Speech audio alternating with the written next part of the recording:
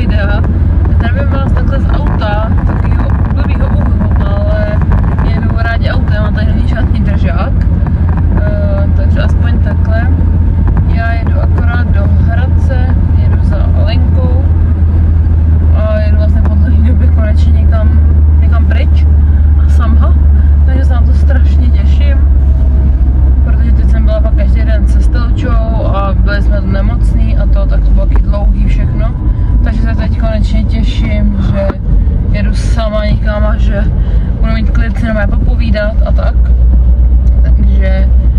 Takže jsem akorát na cestě. Dneska je teda úterý 29.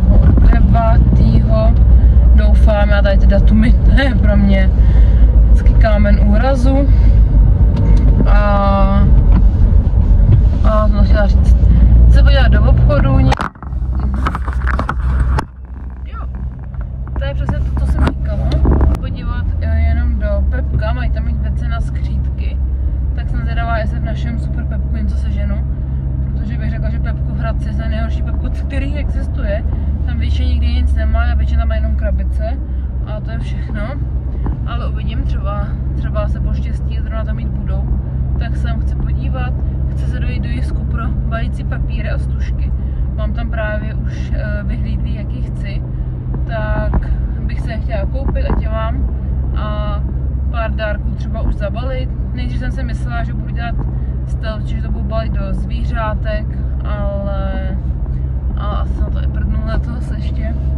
A budu to balit stejně prostě jako všem. A akorát na tu její fotku, teda na to její balíček, vždycky nalepím její fotku, aby viděla, že to je jako její. No. Takže se tam chci právě podívat a ještě potřebuji do DM koupit prášek na praní, protože ten už mi došel doma, takže proto půjdu. No a to asi všechno. Uvidím, co kde seženu, co kde budou mít a tak, no ale už se hrozně těším. Už jsem se s Alenkou dlouho neviděla, takže se těším, že se popovídáme a že se užijeme takhle spolu hezký odpoledne. Takže doufám, že i vy máte hezký den a já se vám pak zase ozvu.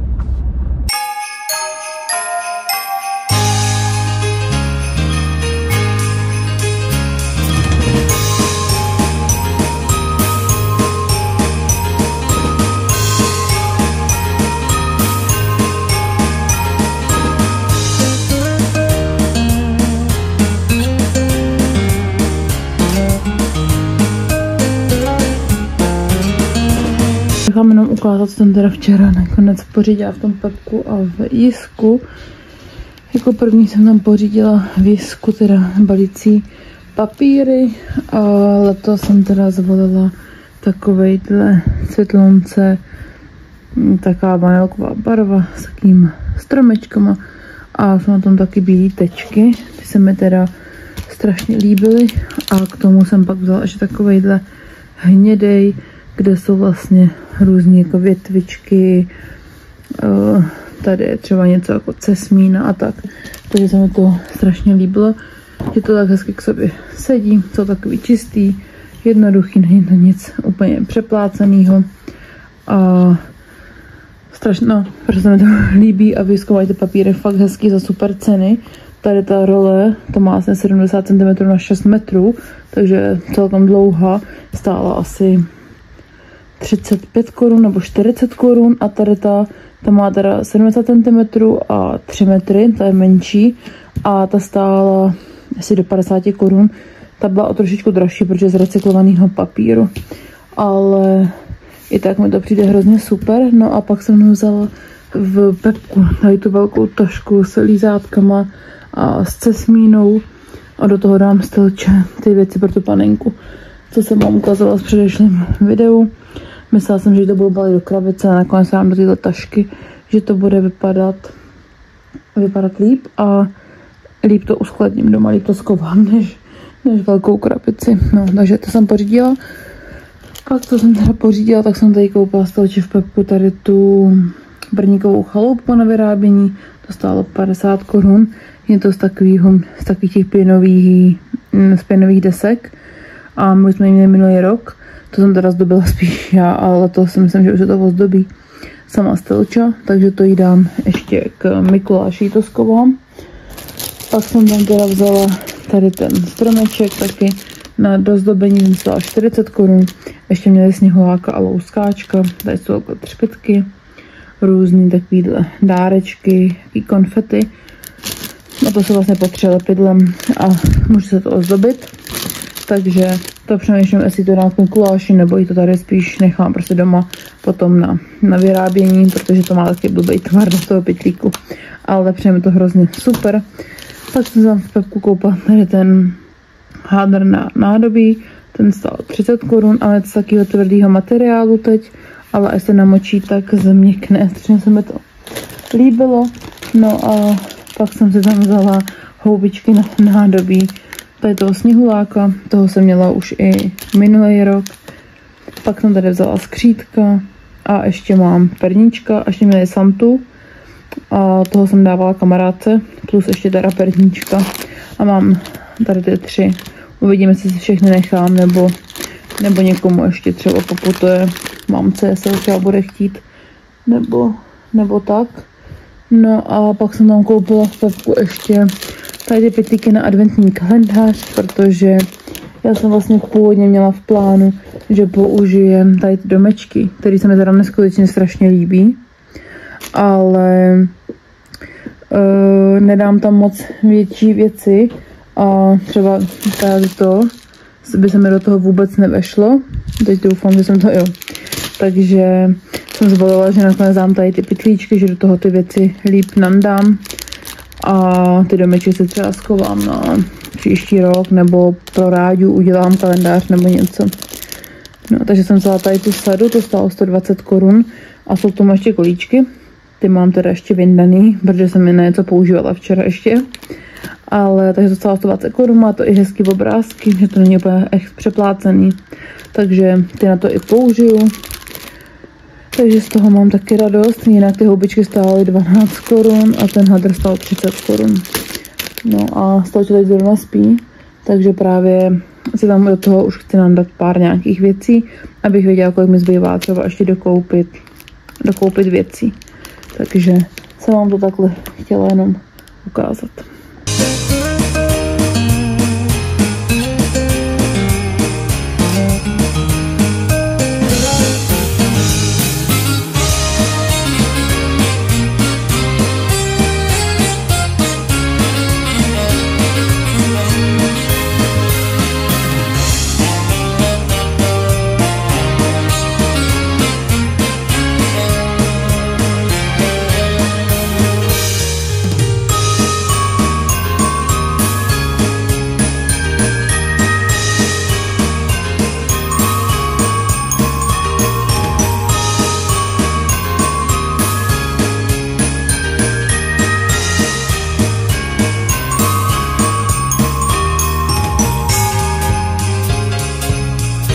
Včera mi dorazil balíček od Emsplay.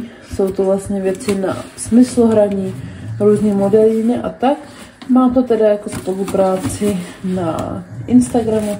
Dostala jsem tady 2 modely na vyzkoušení. Tak bych vám je chtěla ukázat i tady ve videu. Protože já už teda od téhle značky nebo od téhle paní už mám nějaký modelíny, mám od ní věci na smyslohraní, různé tácky a tak. A máme to teda hrozně rádi se Stelčou. A dostala jsme teda 2 takovýhle velký modelíny na hraní. A chtěla jsem vám je teda takhle představit, ukázat. Kdo teda tuhle značku nezná, najdete jak na Instagramu, tak i na Facebooku. Mají teda vlastní e-shop Emsplay. Najdete tam jak modelíny, smyslový tuby, tácky na modelování, různé pomůcky k modelování nebo ke smyslohraní a je tam toho fakt dost. Tady má i velký tuby, modelní a menší, tady to je ta velká, ta má 300 gramů a jako první je teda takováhle modelína dvoubarevná s takovýmhle strašákem, s takovýmhle monstrem. Je takhle i kost a očička, jsou v ní takové třpytečky a je ta modelína dvojbarevná, dá se od sebe i oddělit. nádherně voní, už jenom co se to otevře, tak to jde cítit. Tady ty panduláčky vyrábí taky vlastně tady jedna česká firma, jsou teda zdravotně nezávadný. To samý ta modelína je ručně vyráběná a vydrží teda strašně dlouho. Stavča dostala, myslím, že k narozeninám, což měla v květnu už do půl roku a ta modelína je furt krásná. Jsou tam teda dvě takhle zelenkavé barvy, fakt nádherně voní úplně. No a ta druhá je takováhle s ptáčkem. Ten je teda naprosto boží, fakt krásně udělané, není to žádná Čína, ale je fakt hezky udělaný, krásně vzhledově vypadá. Tak je tam takováhle kytička u toho. Zase to má v sobě třpytky, to je taková tmavě zelená a modrá. Vypadá fakt strašně moc hezky. A Stelče je má hrozně ráda. Ty modeliny jsou super, vůbec nelepí. A máme je hrozně rádi, milujeme, používáme fakt furt. Hrajeme se s nimi často a jsou super, takže bych vám také chtěla se vám je ukázat. Dávám ještě tak do popisku videa odkaz na paní. Když tak vám potom během videa ještě ukážu ty věci na smyslohraní, třeba co od ní máme, protože jsou skvělý a taky teda používáme celkem často. Tak jsem vám to takhle jenom chtěla ukázat jako takový tip, třeba i na dárek k Vánocům, který už se blíží a myslím, že to každé dítko udělá, že to každému dítku udělá radost. Tak. A tam nespadneš? Neháš to na silnici, ale háš to zpátky od té hromady, jo? Já nechci, děkuju. Nepotřebuji. Aha.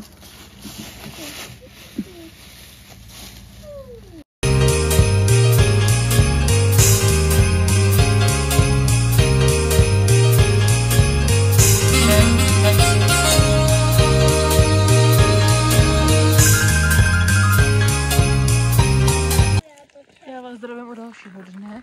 Dneska je teda pátek.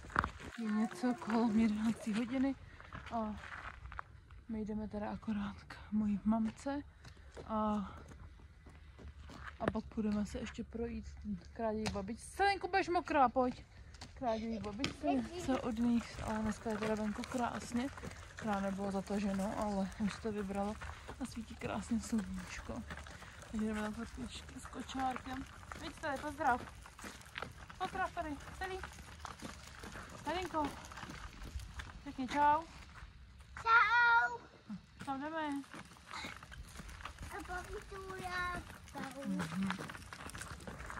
No a jinak nic v plánu dneska asi nemáme.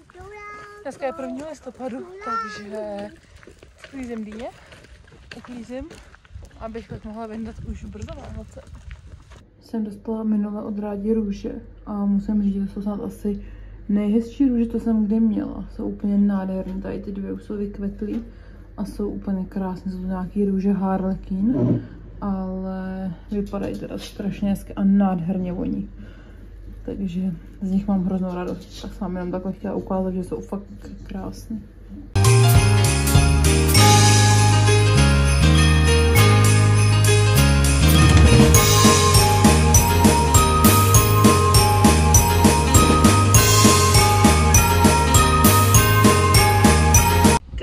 Krásné dobré ráno. Dneska je teda pondělí 4. Já jsem akorát odvezla po skoro 2 týdnech Stanku do školky. Už je konečně zdravá, takže jsem ji tam odvezla a teď teda jedu domů. Ještě si sjedu do města pro něco a dneska teda ráno už jsem musela škrabat, protože bylo úplně namrznuto a je zima. A musím dodat koupit Stelče nějaký zimní a podzimní boty teplejší, jenže on se jí udělal si puchyř na nohách a nechceme nosit jiný boty než jenom holínky teď. Takže musíme počkat, než se jí to zahojí, ten jeden už jakž takž má, ten druhý ještě úplně ne, ale to už taky za chvilku bude, takže Pak vám muset dojet hned koupit boty třeba příští týden. A už je fakt zima, už je to, abych vytáhla Steliče už fakt jako zimní bundu do té školky, jak oni běhají pak venku a to. Takže zítra už ji nejspíš dostane do školky. No. A je mlha teda úplně neskutečná dneska. No. Zítra má děti ve školce maškarní ve třídě, tak bude za čarodejnici, ale ještě bych jí chtěla, že tam udělám takový pavoučky z Oreo sušenek do školky, tak ty potřebuji dojít koupit. A chtěla bych naplnit taky pytlíčky s popcornem, na to namaluju ducha. Tak uvidím, jestli tam potom půjdu teď, anebo až odpoledne. Ale dneska je teda úplně ošklivý počasí. Tak jeď. Už se těším, až budu doma.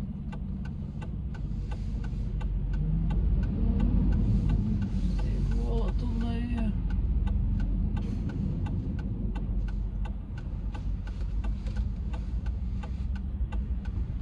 A jedeš ty kam?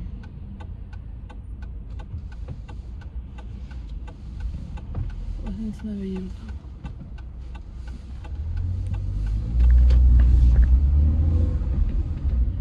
Ježiši, dneska tady provoz jak na Václavou.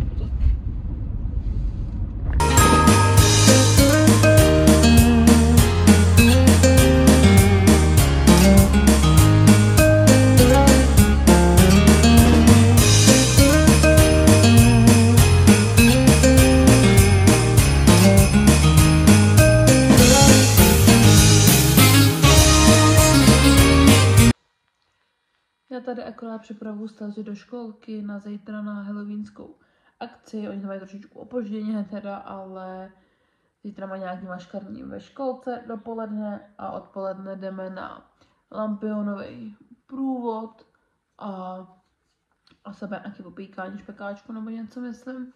A tak tady dětem dělám takovýhle pavouky z Orea a ze soletek. Ještě teda na ně přidělám potom z fondánu očička, protože jsem nikde nesehnala už ty hotový. Tak je udělám na mé z fondánu a z čokolády.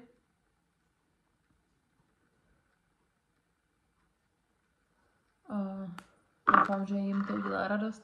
Ještě jim chci naplnit takový celofánový sáčky. Já nevím, jestli je seženu, když ne, tak prostě koupím celofán a zabalím to dohromady. Zabalím to prostě jako pytlíček a do toho jim cát popcorn a na to namalovat takového ducha. Jenom takovej dáreček, no. Takhle to vlastně vypadá. A až tam budou oči, tak si myslím, že to bude hrozně pěkný a že to dětem udělá radost. My jsme teda nemusíme nic přinášet, nebo nikdo nic nepsal, ale tak jsem si řekla, že mě takovýhle věci baví.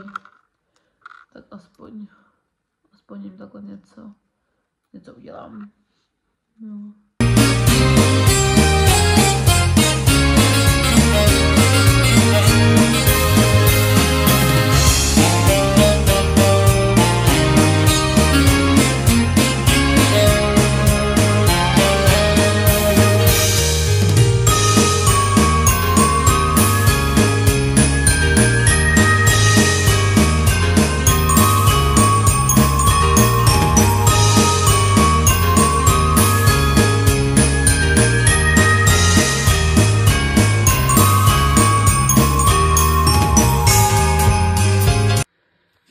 Nějak teda budou vypadat ty pavoučci s očima. Jsou teda takhle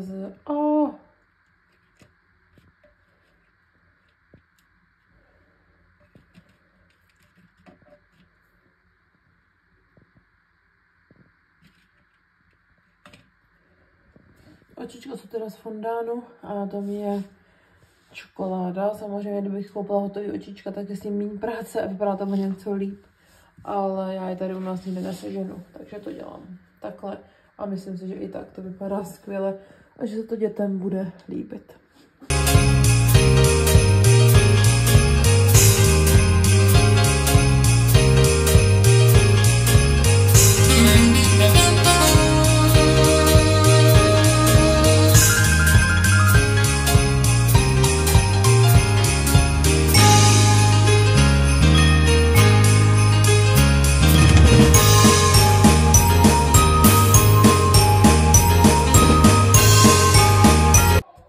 mám hotové balíčky pro děti.